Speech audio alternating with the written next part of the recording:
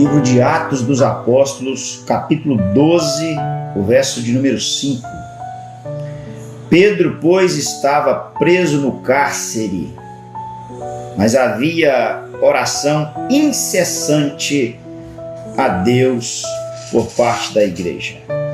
Pedro, pois, estava guardado no cárcere, mas a igreja fazia oração contínua por ele a Deus. Foi John Wesley, o homem que Deus usou para iniciar a igreja metodista, chamado Clube Santo. Ele, Carlos Wesley, seu irmão, que disse assim: Deus não faz nada a não ser por meio da oração. Deus não faz nada a não ser por meio da oração.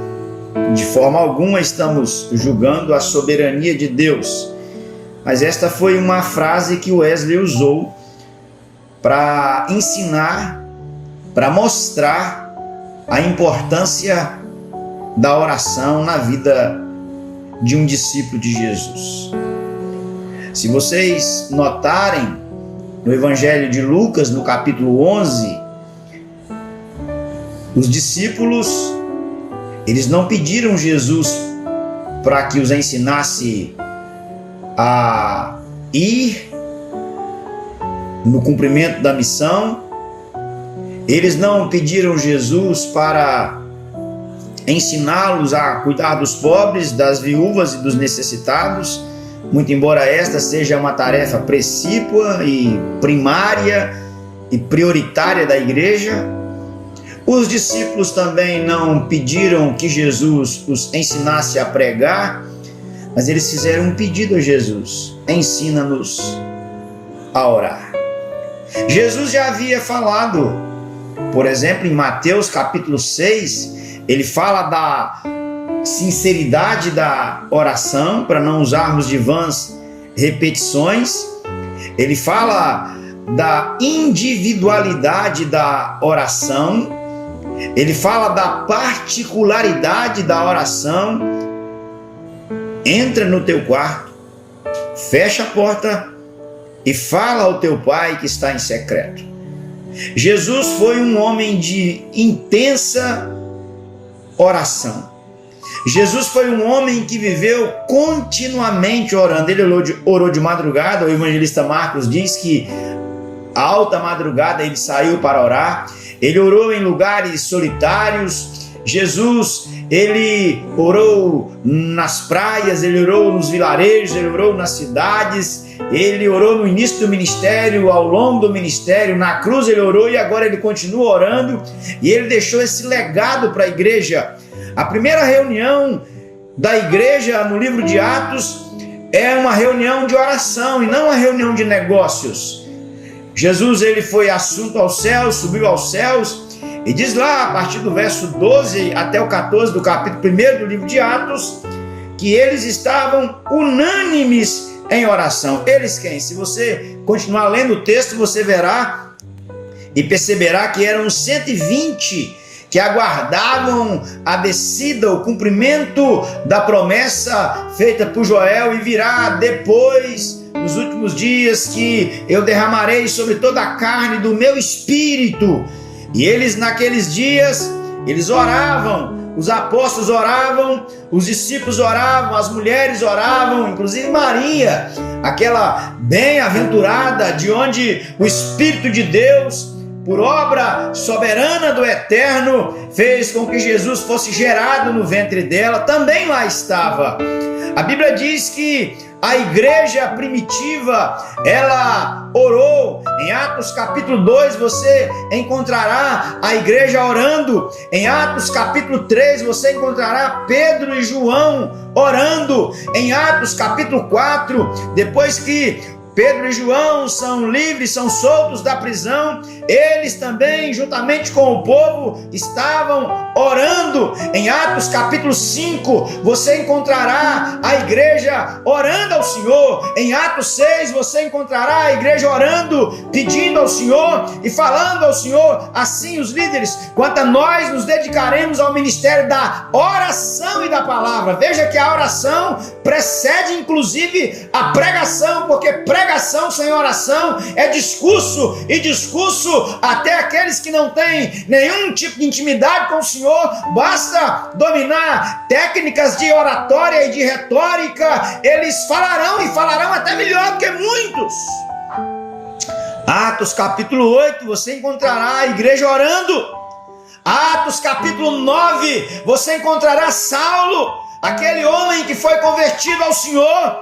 Diz a Bíblia, o Senhor mandando que Ananias fosse até a rua que se chamava Direita e encontraria lá um homem. Diz a Bíblia que aquele homem estava orando. Atos capítulo 10, você encontrará Pedro mais uma vez orando. Você encontrará Cornélio, homem piedoso, orando. Atos capítulo 11, você encontrará a igreja orando. E aqui em Atos capítulo 12, a igreja também orando. Atos 13, a igreja orando para enviar os missionários. Atos 14, a igreja orando. Atos capítulo 15, a igreja orando no concílio de Jerusalém para decidir a respeito das questões que eram para eles resolverem. Atos 16, Paulo e Silas à meia-noite, eles estão orando. Atos 17, Paulo está orando na cidade de Atenas. Atos 18, Paulo ora em Corinto. Atos 19, Paulo ora em Éfeso.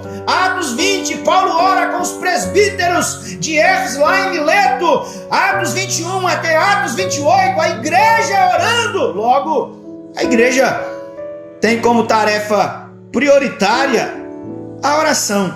E aqui em Atos 12, veja que há um motivo para a igreja orar. Qual o motivo? Pedro estava preso.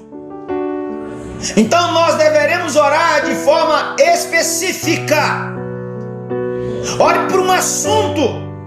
Veja, o assunto da igreja era para que o Senhor libertasse Pedro da prisão, porque Tiago havia sido decapitado ao fio da espada, morto, um líder da igreja. Então ore especificamente. A igreja orou pela libertação de Pedro, e diz a Bíblia que os anjos vieram. Preste atenção nas palavras de Thomas Watson, um pregador do século 17. Você não tem que orar a anjos, mas ore ao Senhor para que o Senhor envie os seus anjos para guardar o seu povo, porque diz a Escritura em Hebreus capítulo 1, verso 14, que os anjos, eles são servos, ministros daqueles que hão de herdar a salvação.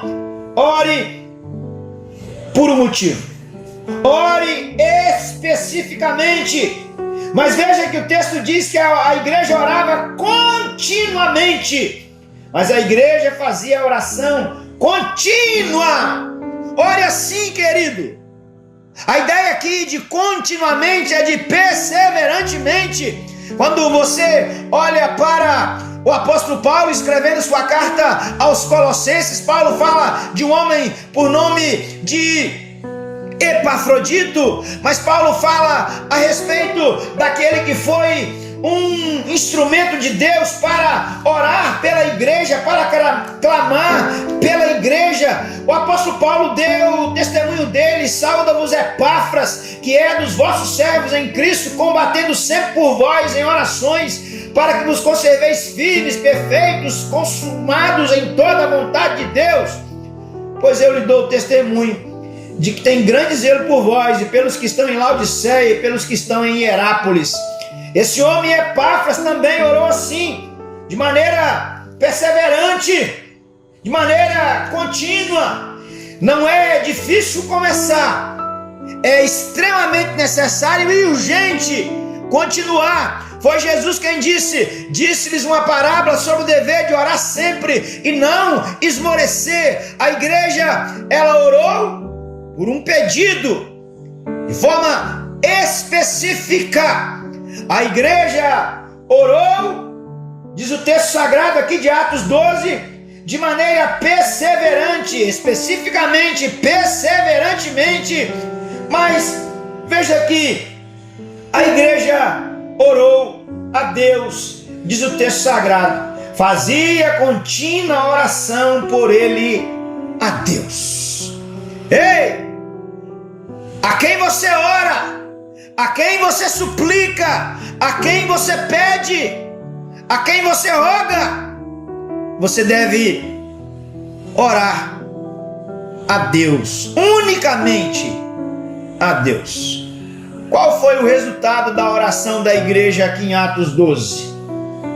E aqui é preciso nós entendermos um princípio bíblico. Ainda que você ore assim, necessariamente não significa que Deus ouvirá você da forma que você orou. Porque a mesma igreja que orou por Pedro, que estava preso, e ele foi liberto, é a igreja que orou por Tiago e ele foi morto. Então veja que Deus, na sua soberania, ele escuta as orações do seu povo, mas nem sempre atende o seu povo da forma que o seu povo imagina e da forma que o seu povo pensa. Tiago morreu, Pedro foi liberto. Eu quero encorajar você, na tarde desse dia, a iniciar, a começar, a buscar, a clamar, a imitar a Jesus. Jesus orou, os apóstolos oravam, a igreja primitiva orou. Ao longo dos séculos, Deus tem levantado pessoas que oraram, e hoje o Senhor convoca você e eu. O Senhor nos chama para um tempo de oração.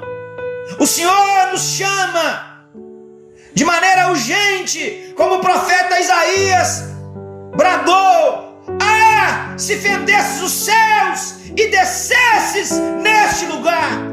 É tempo de orar, é tempo de clamar, é tempo de pedir, é tempo de suplicar, é tempo de rogar, é tempo de interceder, até que os céus se abram, até que os céus se fendam e desça sobre nós.